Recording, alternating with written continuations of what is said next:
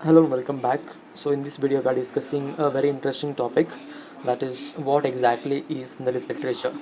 So as you surf on the internet, there is a lot of confusion about what exactly is Dalit literature and what are the key features of Dalit literature and how this literature is different from the mainstream literature.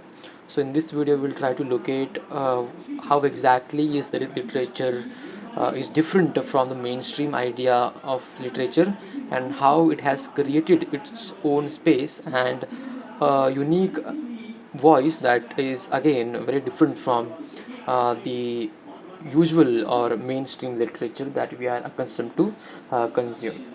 So first of all, let us understand what is the origin and definition of the literature. So this literature, it has originated from Maharashtra. We know this for sure. Okay, it is originated from Maharashtra, the state of Maharashtra, and it was created by revolutionary writers who questioned traditional literary norms. So we see some writers like Namdev Dhasal and the pioneering writers of Dalit literature.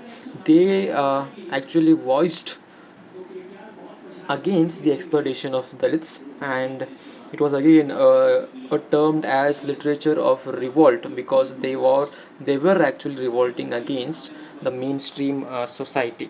Okay, and these writers, they question the traditional literary norms. And what is the meaning of this? They question the traditional literary norms, meaning their way of writing literature was completely different. For example, the Brahmanical idea of literature was Satyam, Shivam, Sundaram, right? Satyam, Shivam, and Sundaram. But the Dalit literature actually criticizes this idea of Satyam, Shivam, Sundaram because this idea of Sundaram, this idea of beauty, it is so flawed that it has created one structure. Okay, it has created one mold for beauty, and these upper caste writers, they feel that this mood or this idea of beauty will fit every other literature, but it is not actually true. So Dalit literature actually demands a different lens to be studied because their literature, their suffering are quite different. Okay, so see, for example, in a upper caste narrative, you may find a hero and a heroine who are doing romance. They are thinking about going to Thailand and having a nice time over there. But in Dalit narratives, getting your stomach filled, having a full square meal is a very difficult task. So, how can you have such a romanticized idea about life? Okay, wherein you're thinking about roaming around with your girlfriend and having nice holiday packages. So this will, of course, will not be there in the literature, and that's why it is often criticized that the literature is too harsh, or what is that, too painful. Okay, and that's why critics, they say that the literature lacks any kind of beauty, but it is not true. Okay, so this idea of beauty itself is very flawed. It is the idea of the standards of beauty are set by the Brahmanical structures. That's why whenever a Dalit person tries to define these ideas in a different manner, he's again criticized because they are contradicting with the mainstream ideas. I hope it is clear till here. So after that, we see that this literature is produced by writers who are identified as Dalit and possess Dalit consciousness. So again, Dalit literature is a literature which is written by a person who identifies himself as Dalit. So if you just write about Dalit persons and their sufferings, it is not the literature. You yourself, the writer himself or herself, has to belong to this community of Dalits. He has to go through the lived experiences of Dalit life. Only then that literature, that manuscript or that piece of text will be considered a part of Dalit literature. Because again we have this concept of Dalit consciousness, and you can have this consciousness only when you have lived the experiences of a Dalit life. Okay, just by reading about Dalits and trying to empathize with Dalits, it will not make you a Dalit writer. Okay, you can be a critic of Dalit writings, but you yourself cannot identify as a Dalit writer, because for that you have to actually go through the difficulties, the lived experiences which are very unique to Dalits. Then again, for example, if you want to become a Dalit writer, the Dalit writer must have the following requirements. The writer must be born into a lower caste according to the Indian Varna system. So you will be only called as a Dalit writer if you are born in a lower caste. And who decides which caste is lower caste and which caste is upper caste? Again, it is pre-decided by our Indian Varna system. I hope you know Indian Varna system. Okay, Brahman, Kshatriya, Vaishya, Shudra, and Dalits are Ati Shudras. Okay, they belong to Shudra, or the lowest strata of our class divide, or social divide, you can say. So that's why Dalit writers, they must belong to the lowest strata of Indian society, and only if the writer belongs to this particular class, only then he will be considered as a Dalit writer. So that is the first and foremost requirement. And the work must demonstrate Dalit consciousness, which deals with questions of Dalit identity and experience. So whatever this person is writing, it should be about Dalit consciousness. So again, this word will be again popping up again and again, because this is a very important word. Dalit consciousness. Dalit consciousness is nothing but the way Dalit life functions, or about, or you can say that, an understanding about Dalit life, which is again very unique. You can only have this consciousness only if you have lived through those experiences. So that's why having this sense of Dalit consciousness again gives you an extra cushion of empathy to analyze such intricate narratives, which demand again a very sympathetic critical lens, okay, to be understood, to understand the narratives. So again, which deals with questions of Dalit identity. So again, the works written by Dalit authors, they will have this question for sure: what it is to be a Dalit, how it is to be a Dalit in Indian society. So this experience of being a Dalit is very different. Okay, so see, for example, if you belong to, let us say, not so lower caste or upper caste or upper middle class, you will not have many bad experiences in your life. But again, a Dalit person might have a very different opinion about Indian society. So you may feel that our culture is very nice, and there are no flaws in Indian culture.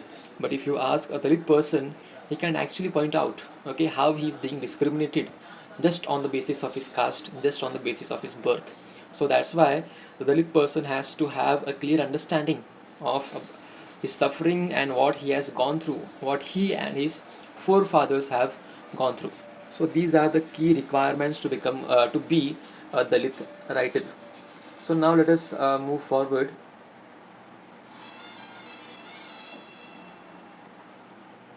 So now let us discuss what are the core features of Dalit literature. So first of all, it focuses on giving voice to the oppressed or untouchable narratives. So see, for example, for centuries, the narratives of Dalit literature were kept into silences, because just because of very obvious reasons, because Dalit Dalit people were not educated and they could not write for themselves. But now, with the spread of education in, let us say, in 1970s or in 1960s, people actually started writing about their struggles, and they found a voice, they found an audience who was ready to, actually listen to these voices. So this is again voicing out the oppression faced by Dalit is again very important feature of Dalit literature. And after that, it serves as a weapon against discrimination. So this writing, or this form of what is that, artistic experimentation, it becomes a weapon for Dalit people. So again, as advocated by Ambedkar, violence is not a solution to anything. Okay, he says that, but if you want to fight something, you need to have some kind of weapon. So the weapon, the only suitable weapon in this case, was education and awareness about the rights of Dalits. And first of all, the Dalit people needs to understand that they deserve equal rights in Indian society. Only then they can fight for equality. Again, obviously. So after that, it breaks away from conventional literary and societal norms. So again, as we have discussed, so there were some norms in Brahmanical Marathi literature before this, but after that, we saw that the literature being produced by Dalit authors was quite different. The language was different, the way of writing was different. Okay, the style was different, and the genre itself was different. So see, for example, before this, primarily there were genres of novel, poetry, short stories. But when Dalits started writing, they largely wrote poetry and autobiographical narratives, which are again quite different from mainstream autobiographies, because their experiences are different, right? So that to accommodate their experiences, they need a genre which can effectively communicate what they have faced, because the earlier genres or the mainstream genres are created by mainstream people, and they serve only the mainstream people. That's why this lower strata, who is just beginning to write, just beginning to describe their feeling, describe their suffering, they need a new voice, a new genre, okay, which can actually accommodate their suffering, because the pre-existing genres or the pre-existing structures are not just capable of handling or digesting such passionate or such revolutionary writing. That's why again we call this that they it was a break from conventional literary expression and societal norms. After that, we see that often it expresses itself through autobiographies, memoirs, and poetry. So as we have discussed, the key genres explored by Dalit writers are, first of all, again, autobiographies, memoirs, and of course poetry.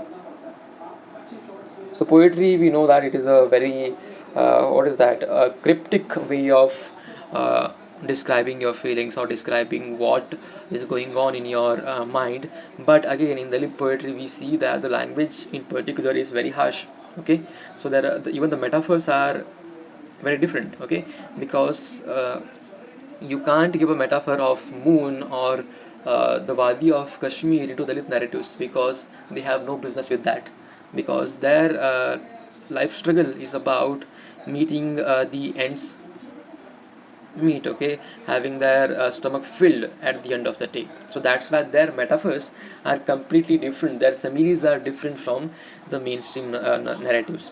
And even the autobiographies, they defy the structure of mainstream structure of the autobiographies.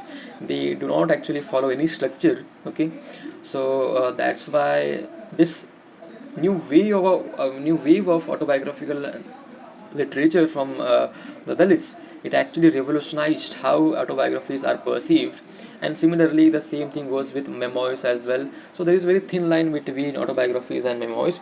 Autobiographies are about the entire life of that person, and memoir can only focus on some experiences. Okay, memoirs can have a particular theme, and on that theme that author can decide which experience to add here and which experience to skip. So memoirs are based on selective experiences, whereas autobiographies are, they are autobiographies, meaning they are the life story of that particular author.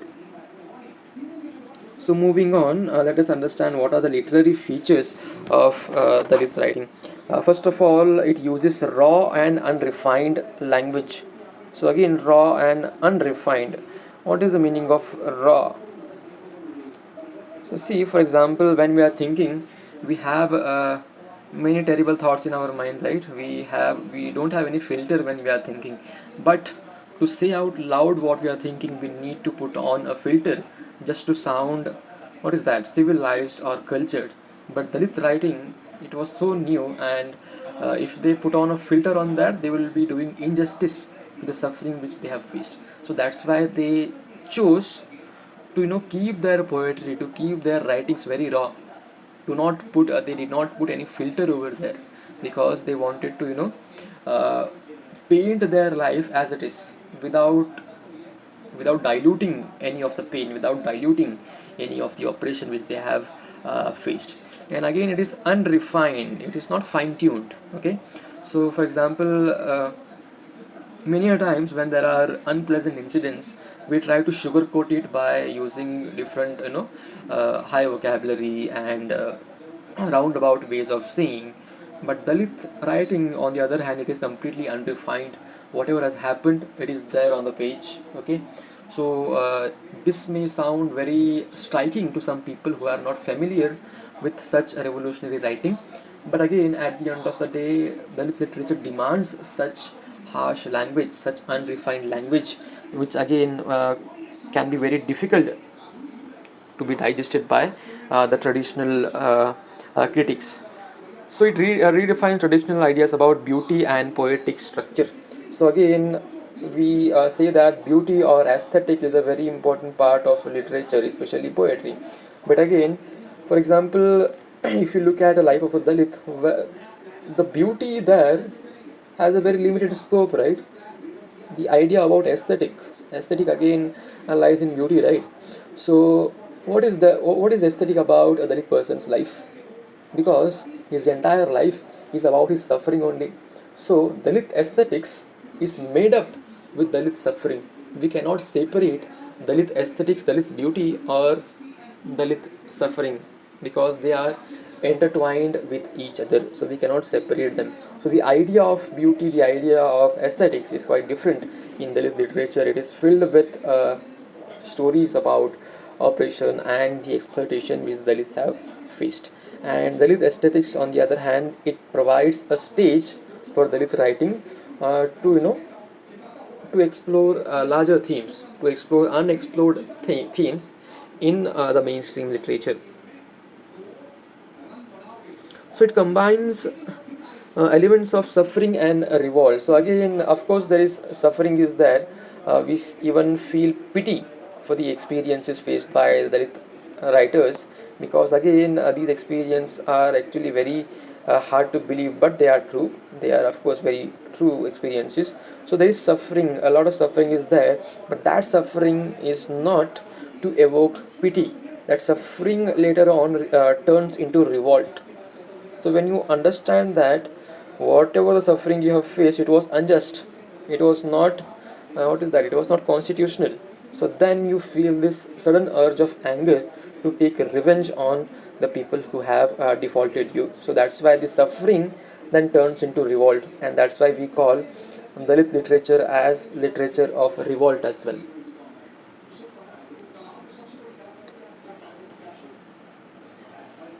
And again, the literature often is featured by critics as rude or harsh. So again, the critics term this literature as very rude or very harsh, okay, for normal audiences to digest. But if you just think about that, these experiences are very difficult to read. So what about the person who has actually lived those experiences? So again, as on the part of the reader, it is our moral duty to be aware of what happens in the society. So again, even though this literature is very rude and very harsh as termed by the critics, which it is not, we cannot term anything as rude or harsh, because everything works on a spectrum. Nothing is black or white, everything is gray, okay, we know that. But this rudeness or harshness, as said by the mainstream critics, it is a result of their experiences, okay. They did not choose to be rude, they did not choose to be harsh in their language. It was the only option available for them, because to experience to explain such experiences, they have to use harsh language, okay. They can't just beautify their suffering, they can't sugarcoat the abuses they have faced. So that's why this rude or harsh or direct language is very much required. After that, at the end, let us discuss what is the purpose of Dalit literature, what is the objective of Dalit literature. First of all, it acts as a medium for protest.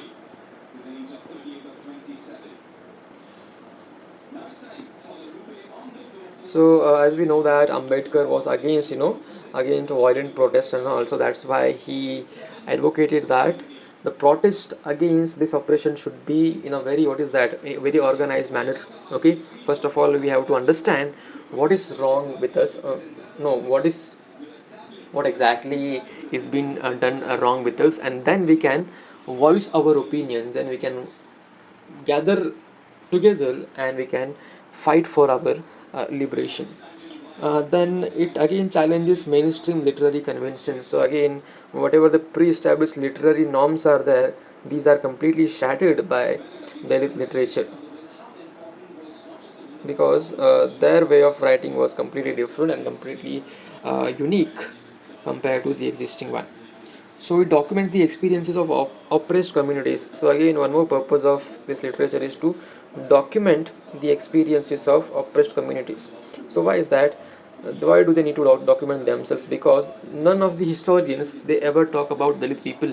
They're only focused on the upper class. They're only focused upon the rajas and maharajas. So nobody actually has time to talk about this lower strata of the society. So that's why these people have to stand up for themselves, and they have to voice their own voices, and they can record their lives again to at least have some place in the history. Okay, so that again becomes one more purpose. Represents those who cannot speak for themselves. So again, people like Namdev Dasa, people like Arjun Dangle, Baby Kamble. So all these Dalit writers, they are again flag bearers of this movement, and they speak for Dalits.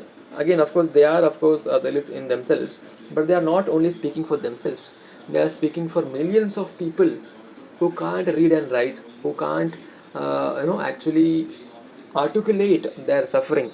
So these writers they are working for the entire community and not for the individual. So that again is a very important purpose of Dalit writing. So at the end we have one more purpose. It fights against discrimination through written expression. So again we see that this idea of discrimination is multi-layered. Discrimination is still there even after so many years of reservation and all those things. Discrimination is still prevalent in India, okay, especially in the rural areas of India. That's why to tackle this discrimination we have to provide written accounts, okay. So because that can be our only voice to find some justice towards the discrimination faced by the Dalit voices. Again, there are people who find that the reservation which is given to the Dalits it is unfair and all, but these people don't understand that for thousands of years these people they were denied of any right to have any kind of education.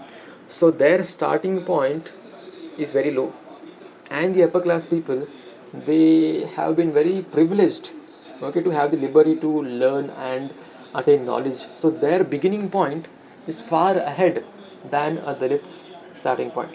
So that's why we can't just compare just on the basis of merit, because even to have that merit you need some support, right, some familial support, but that support was never there for the Dalits. So that's why that is one justification for the Dalit reservation. So with this, I would like to stop. I hope you have understood what I was trying to communicate here. If there are any doubts, you can just comment them down, and I'll try to solve them. Thank you so much.